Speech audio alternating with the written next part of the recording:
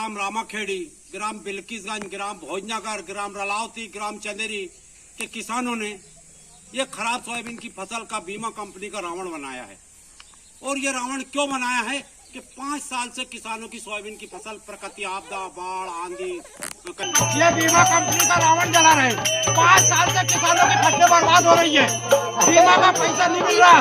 दुखी परेशान किसानों ने बीमा कंपनी का रावण बनाया है। सोयाबीन का इसमें आग लगाकर दशहरे के दिन जलाया जाएगा। किसान लोगों ने मसाल जला लिए। जय किसान,